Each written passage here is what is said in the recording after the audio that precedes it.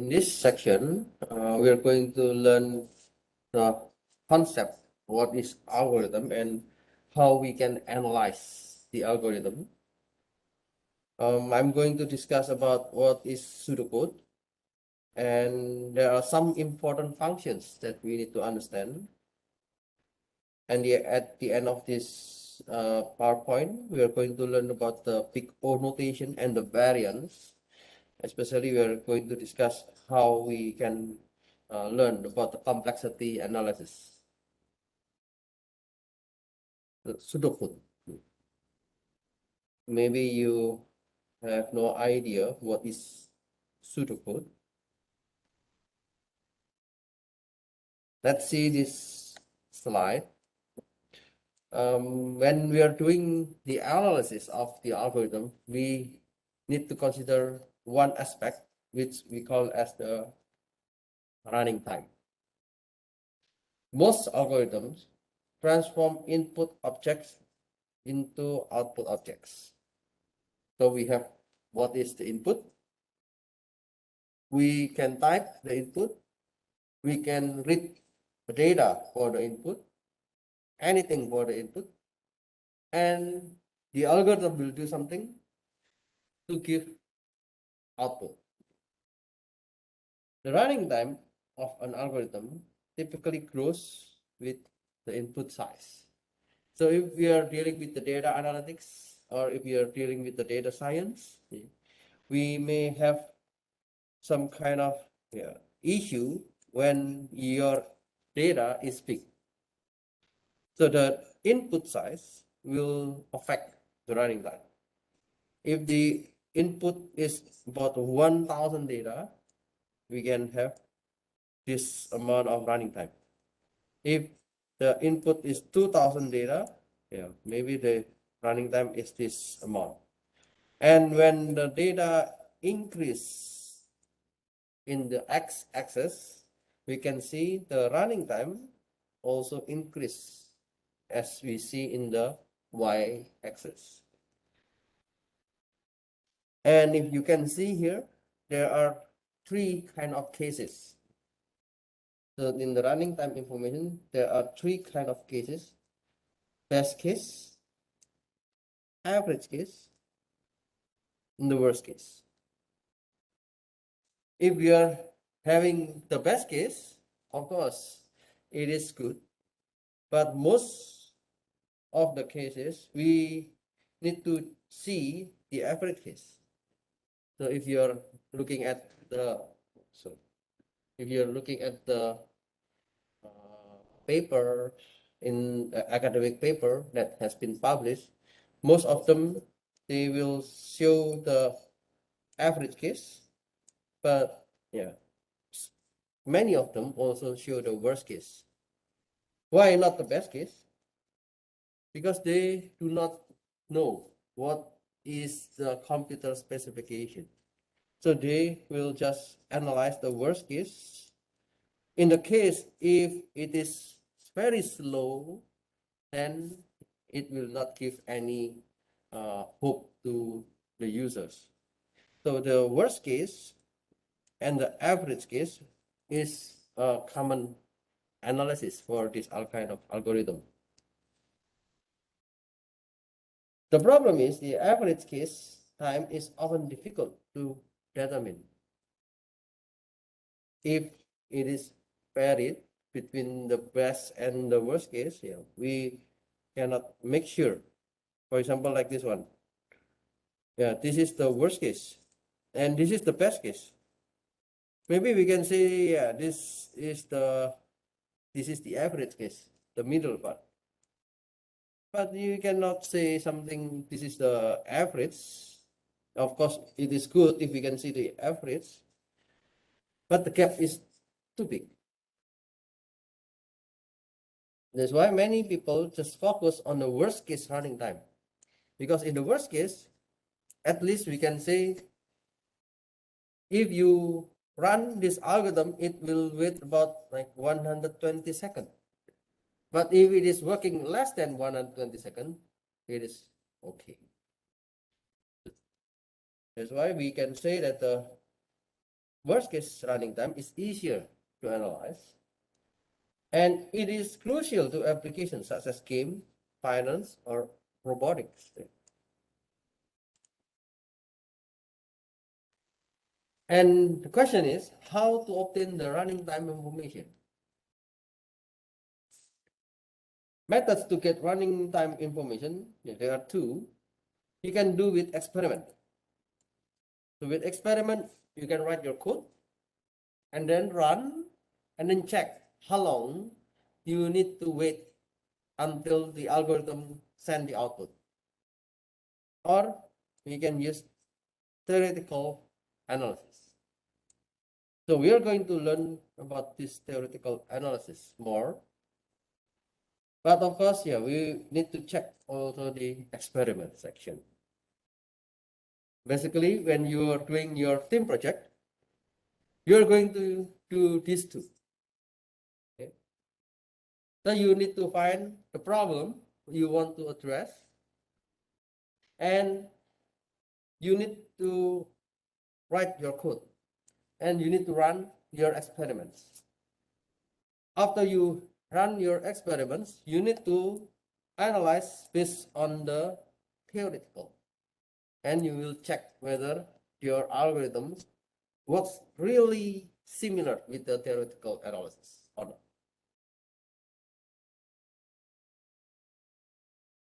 In the experimental studies, you write a program to implement the algorithm, and then you will run the program with inputs of varying size and composition. So you can try with the small number of input size, and then you can make it a little bit bigger. You can make a little bit bigger, and yeah, until some numbers, and you can plot like this one.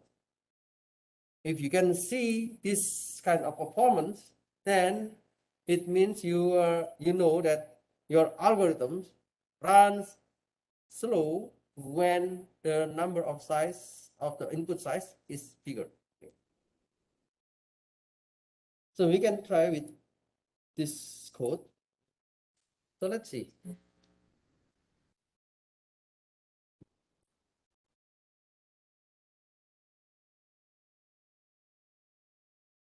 Okay. Sorry, something wrong with the microphone here.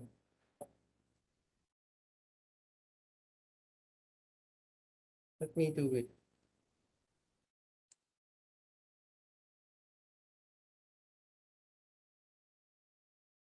So we can make the code from time, import time, and then we have start time. Let's say equals to time, and you can run your algorithm. Let's say I just want to run for loop for I in range, I don't know, 1000. And let's make one simple activity in this for loop.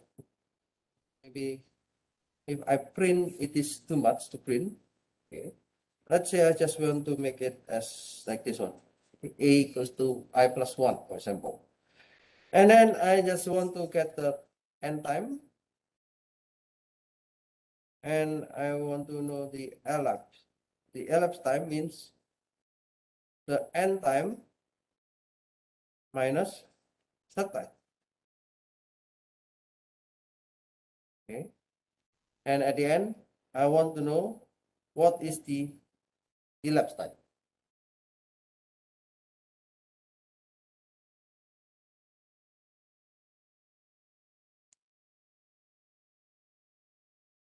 So I want to look from 0 until 1000. And then I will have an activity like the mathematical operation. A equals to I plus 1. And then I want to know the time. So whenever you want to get the time, you can check the starting time, and then you can check the ending time. So the algorithm runs end time minus start time. Let's see. Oh, it's very fast. 0.0. Okay. How about if I increase this into 10,000? Now you can see there are some numbers in the decimal. It means when we increase the input size, the running time is increasing.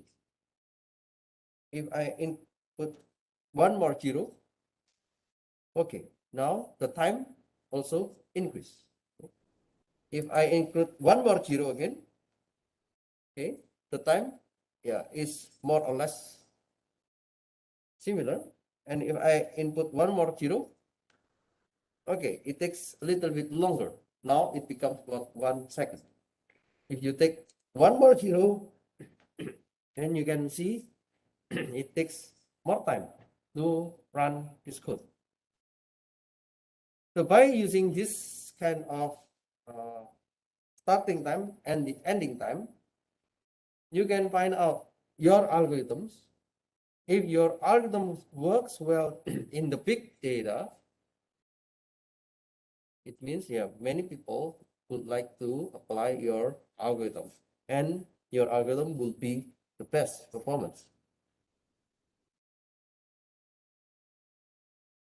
Okay, you can try with your code. And of course, at the end of your team project, you will run this one.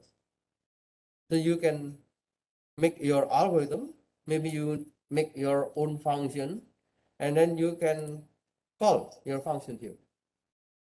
You can call your class. If you want to use the object-oriented stuff, you can also apply, and you can call your object in this part, and then you can check how long it takes to run your algorithm.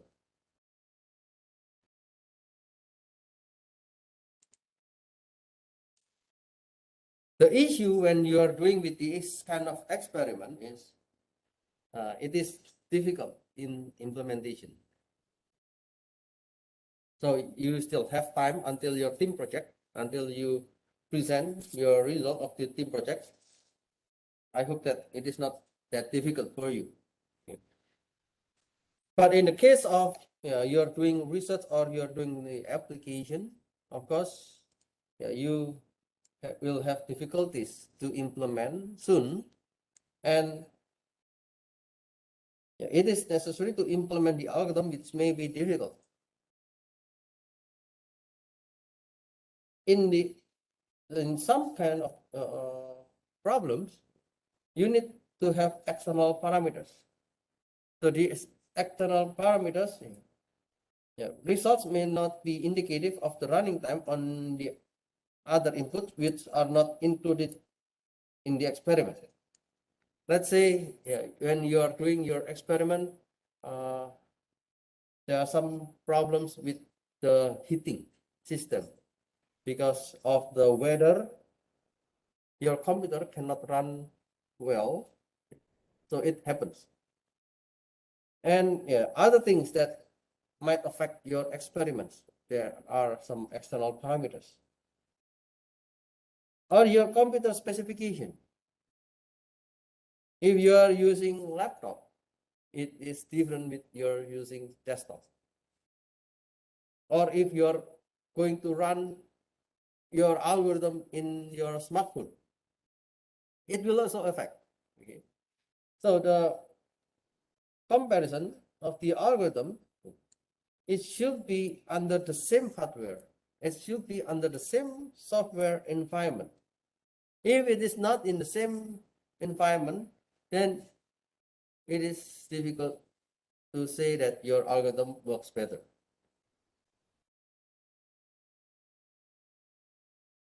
That's why people try to develop the theoretical analysis.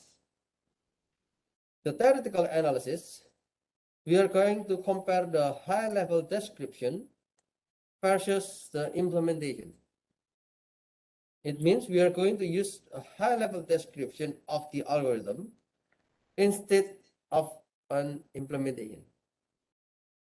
You can do the implementation, but we need to also analyze the high-level description. We have later on called as running time function. This running time function, it characterizes running time as a function of the input size. So it will say something like the algorithm A, and we are going to have n. So the parameter n is the number of the input data. As you say, if you see in the example, when I increase the number, then the runtime also increase. So we can also do it, that's one, with n. If n is increasing, then of course the running time will increase. Input characteristics. In the theoretical analysis, we need to check the input characteristics. So we need to take into account all possible inputs. Maybe the input is not only one, but the input will be some kind of input from the computer, or maybe from the sensor, or from the mobile phone, and etc. So if we are having the theoretical analysis, usually we can just consider the high level.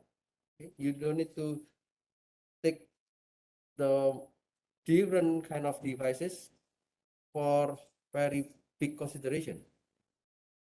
And when we are doing with the theoretical analysis, it is the algorithm analysis, not software analysis. It allows us to evaluate the speed of an algorithm independent of the hardware or software environment. So we do not care what is your computer, whether your computer is very good or it is an old computer, but we just want to see the algorithm. That's why people propose what they call as pseudocode. In the theoretical analysis, they have pseudocode, and this pseudocode is popular when you're going to analyze the algorithm. It is a high-level description of an algorithm, and it is more structured than English prose. Yeah, now people try to use this kind of pseudocode with English. And the pseudocode usually is less detailed than a program. I will show you an example. And in the pseudocode, it is preferred notation for describing algorithms. You can use the mathematical notation instead of the algorithm in more source code. And in this pseudocode, it hides the program design issues. The program design issues, for example, yeah, you don't need to show the public and private. You don't need to show the protected. You just need to show, well, how the algorithms will run. For example, when you have your control flow, you can say if then. So you don't need to write like in Python. You have like if, yeah, you give the condition A is greater than B, and then you don't need to write the colon like this one. So you just freely express the condition. You don't need to write the colon here. You just type if A is greater than B, then do function A, for example. Then you can express just like an English, the common English. There are many other kind of control flow like the while to, repeat until, for to, okay? And yeah, you can make the indentation. You don't need to make like braces. You don't need to make like the brackets. you can feel free to make any kind of format for this kind of control flow. When you're making a method, you can just declare what is your algorithm name, what is the method name, and what are the parameters you want to use. And then you can declare what is the input and what is the output of your algorithm. So you can just write in the common English. If you are using a method call, when we are going to call the method, you can just call the method and then send or write the parameters. Let's say you have a method with return value. So you can just write what kind of expression that you want to get. The expression can be varied, like assignment expression. So if A will be assigned as 5, it is common to see in the pseudocode. If it is with the equal sign, usually it is equality testing. So if A equals to 5, usually we can have like this one. So A equals to 5 means, if it is true, then what you are going to do with the next statement. And when you are doing with the mathematical notation, you can just express with n power of 2. So you don't need to write your code here because it is only the pseudocode.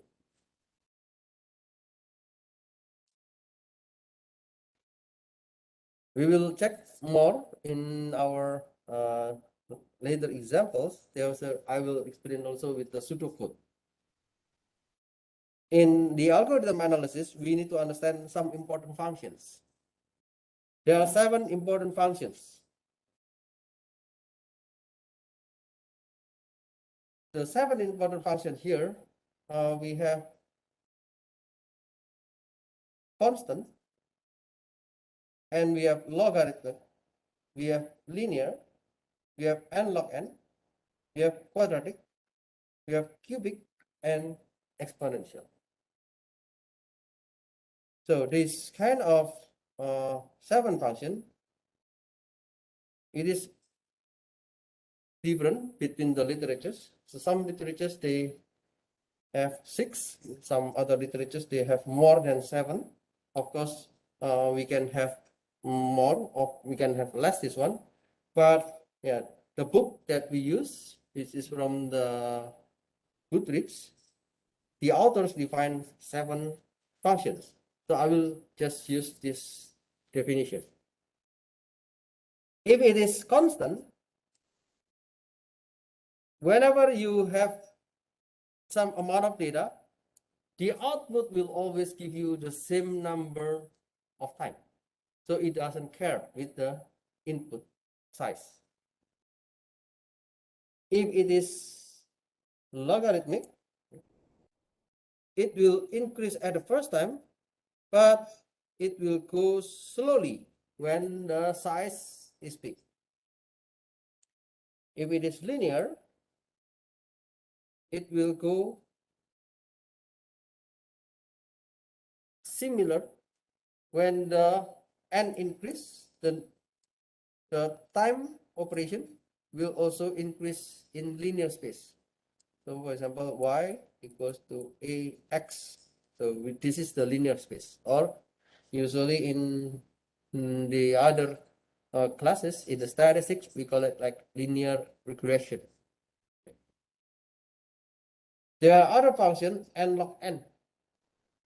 So we have the linear function n multiplied by the log n. So this is the n log n. There are other kind of functions, we call it n power of 2. The n power of 2 is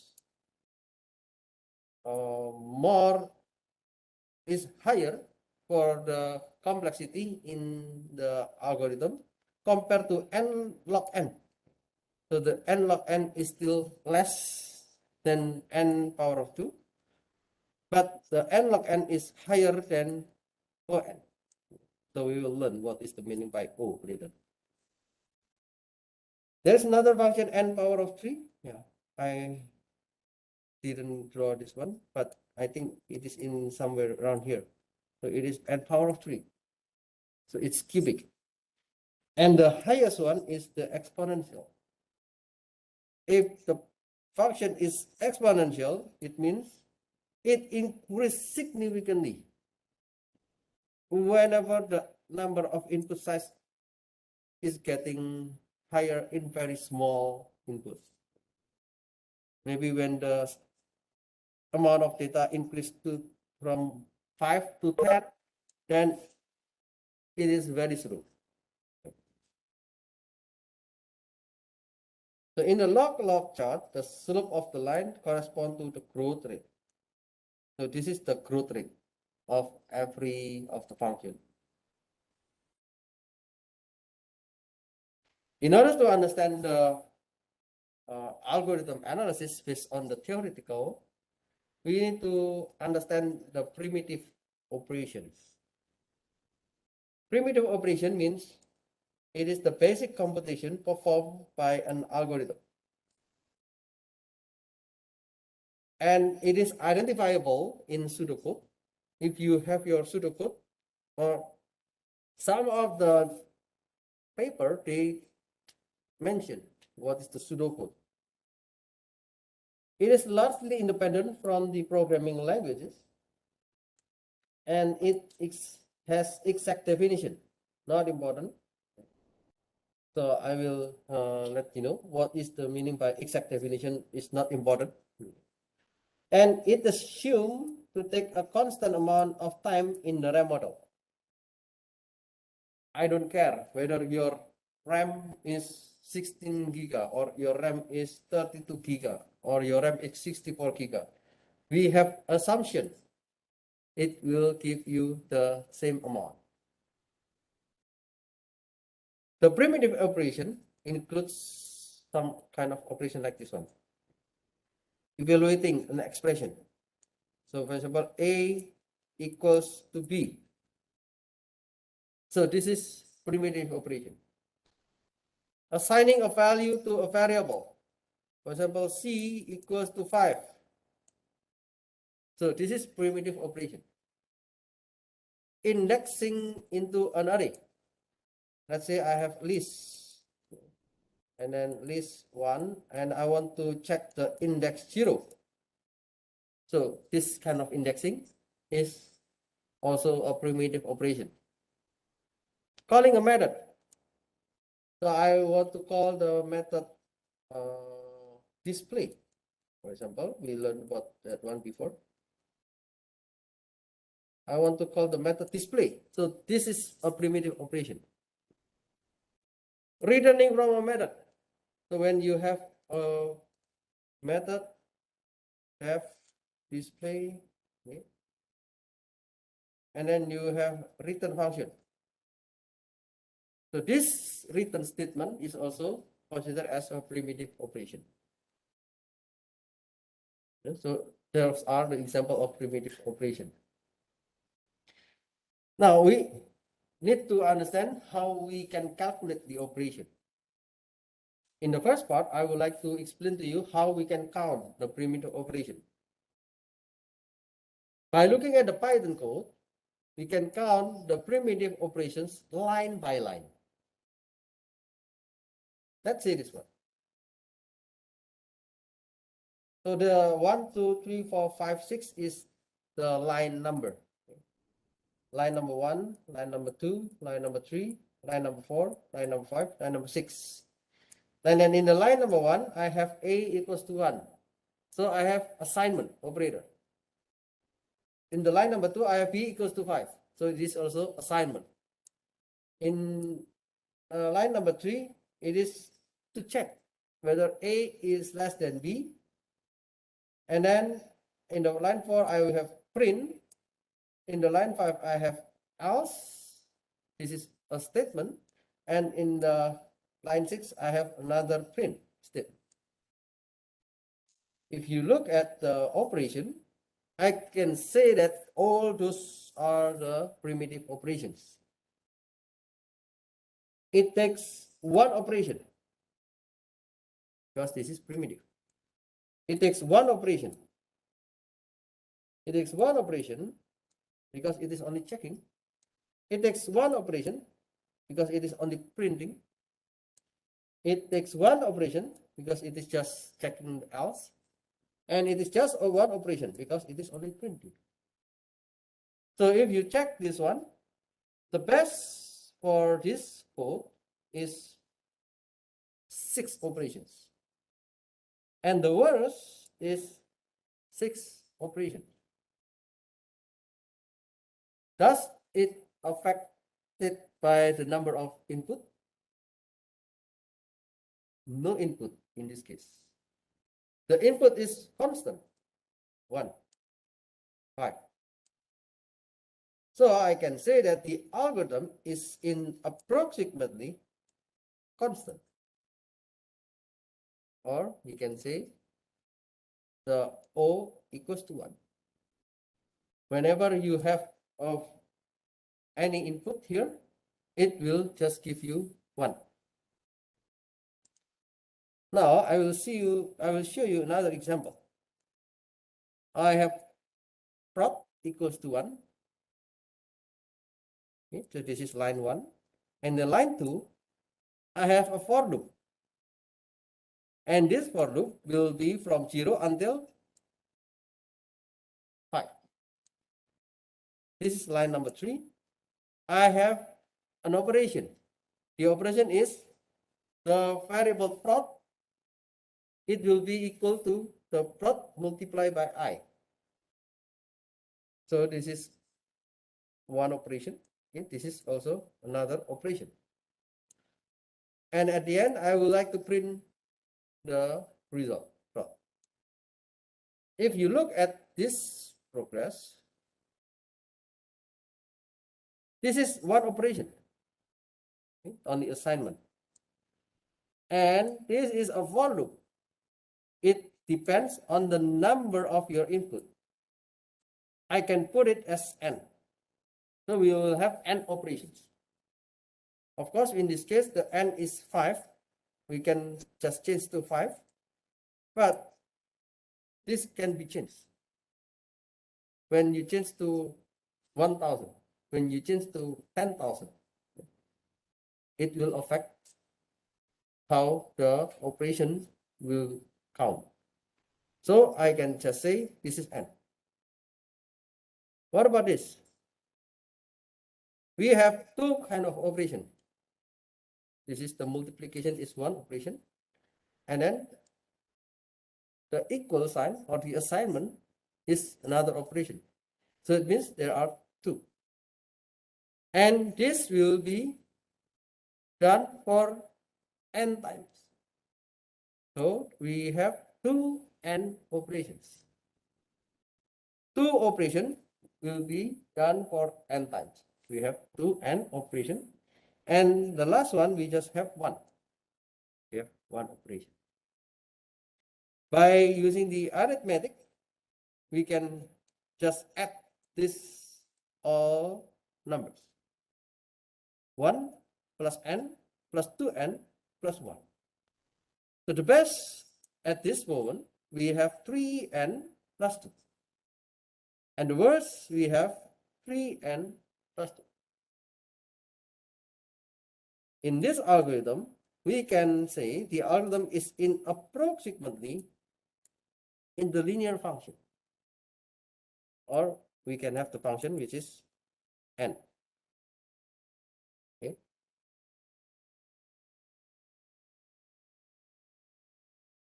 Another example to count the primitive operation. We have lists like this one. L1, we have 1, 3, 5, 7, 9. We have L1 index 0 equal in we want to assign it to variable A, and we have L1 index 4, we want to assign it to index B, into variable B. So we are going to check with the previous operation So you can have the same idea as the previous one. Oh, I think I missed this line 7. Anyway, we have one operation because it is to assign this number into the variable. And we have two operations because first we check the index of the list and then we want to assign it to a variable. We have two operations. We have to check one index on the list and then we want to assign it to the variable. We have one operation, one operation, one operation, and one operation. So, okay, actually it is 9. Okay. Anyway, when we have 9 and when we have the words also 9, it is also still constant. It does not depend on the number of your data. It is still constant. We can say this is still constant, or it does not depending on the size, or it does not depend on the input size. If we have the input list like this one, I have A, and then I have the same statement as before, and I want to run the for loop from the index 0 until index 4. So we have the same, like what we already saw on the previous example. But we have one more operation, which is to give the assignment of the list into the variable A. So there will be one additional operation. And in this case, the best case is 3n plus 3, and the worst case will be 3n plus 3. And the algorithm is approximately in the linear.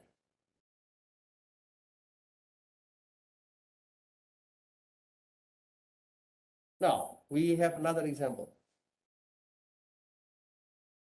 Suppose we have data in the list such that A is 1, 2, 7, 5, 4, 8, 3, 6. And we want to find the maximum value among the elements. I have this function. By calling the function find max with the list A, what is the algorithm analysis?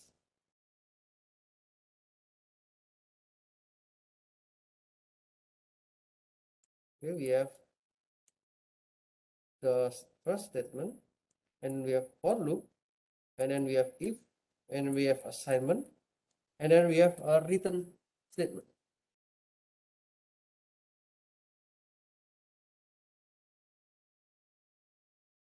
By inspecting the pseudocode, we can determine the maximum number of primitive operations executed by an algorithm as a function of input size. If you check this on data, so we can see that there are some numbers of data. I don't need to care about the number of data at this moment. I just need to calculate the operation. So those are the examples of the primitive operation that we have before.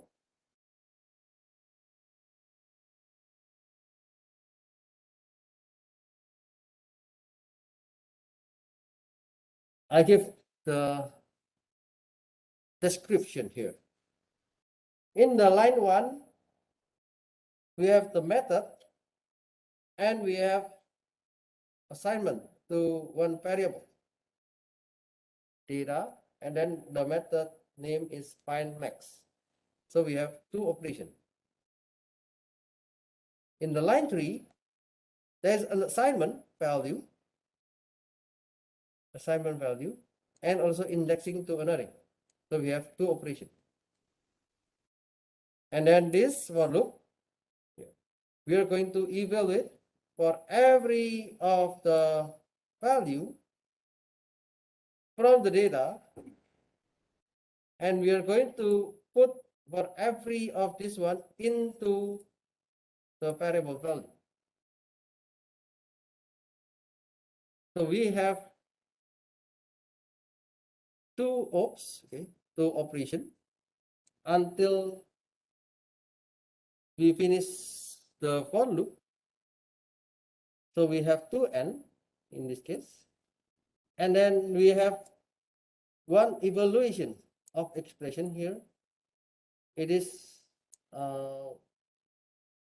n operation. It will be until n times, and then we have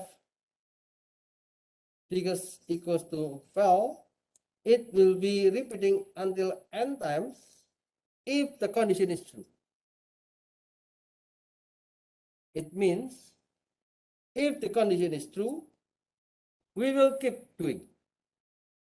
If the condition is true, then it will be 0. Okay. What does it mean? The best case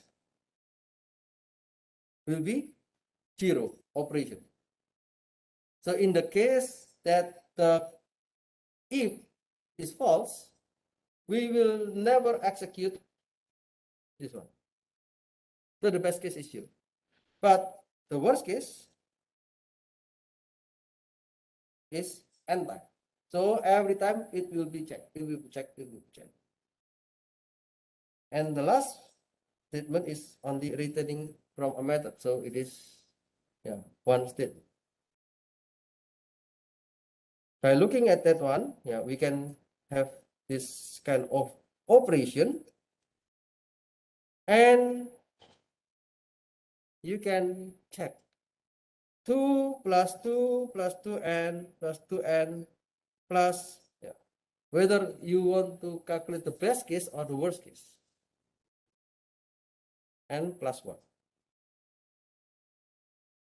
So the best case will be 4n plus 5, and the worst case will be 5n plus 5. The best case will be 0 if none of this statement is true. If everything is false, then it will be this. But if we need to run all the if, we will have this one.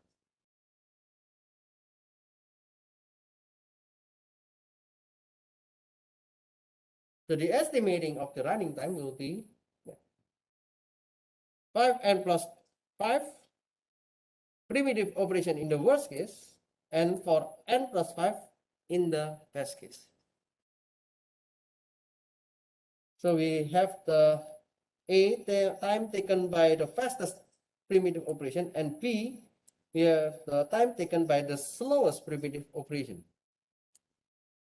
So if the Tn is the worst case time of the find max, then we can have something like this equation. So I have A, the time taken by the fastest primitive operation, and B is the time taken by the slowest operation, and we put the function of operation, how the algorithm will do.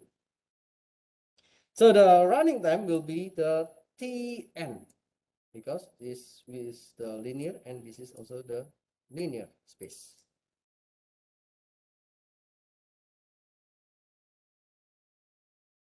Okay, I guess I will stop here. I will continue in the next class.